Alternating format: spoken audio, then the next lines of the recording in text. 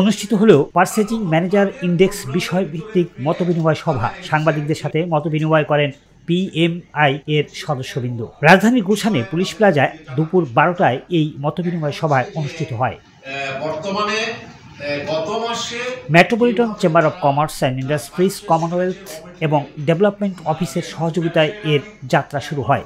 ক্রয় পরিচালকদের পরিচয় করিয়ে দেওয়ার লক্ষ্যে বাজার ভিত্তিক গবেষণা প্রকল্প বাংলাদেশের জন্য সূচক একটি বিখ্যাত পারচেজিং ম্যানেজার ইন্ডেক্স বলেও বক্তারা বলে। অর্থনৈতিক উন্নয়নে একটি নেতৃস্থানীয় সূচক হিসেবে উল্লেখযোগ্য গুরুত্ব ভূমিকা রাখে এই পিএমআই। এটা ব্যবসায়িক কার্যকলাপের জন্য একটি মূল ব্যারোমিটার হিসেবেও কাজ করে বলে জানান তারা, এবং মূল অর্থনৈতিক খাতগুলোকে অন্তর্ভুক্ত করে।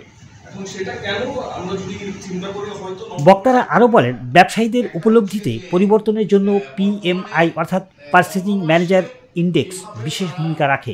এর মূল লক্ষ্য এই আলোচনা পিএমআই অর্থাৎ পারচেজিং ম্যানেজার ইন্ডেক্স সম্পর্কে ব্যবসায়ীদের সচেতনতা বাড়াতে সহায়তা করে। পারচেজিং ম্যানেজার ইন্ডেক্সের সেক্রেটারি জেনারেল ফারুক আহমেদ বলেন, আসছে ইন্ডিয়া থেকে। এখন যেহেতু ইন্ডিয়ার সঙ্গে ঠিক এই মুহূর্তে আমাদের আমদানি রপ্তানিটা খানিকটা বাধাগ্রস্ত, সেই হিসাবে এটার ইম্প্যাক্ট তো পড়বে, এটা তো ভেরি মাচ আন্ডারস্ট্যান্ড। আর কৌশলগত এবং পদ্ধতিগত কারণে রেসপন্ডেন্টকে এই মাইক্রো লেভেলের স্পেসিফিক প্রশ্নটা করা হয় না, এটা সিস্টেমের মধ্যেই নাই। ইন্ডিকেটিভ প্রশ্ন করা হয় যে আপনার ইনপুটের গত মাসে যা ছিল তার তুলনায় এই মাসে কি খরচ বেড়েছে নাকি কমেছে নাকি আগের অবস্থানেই আছে।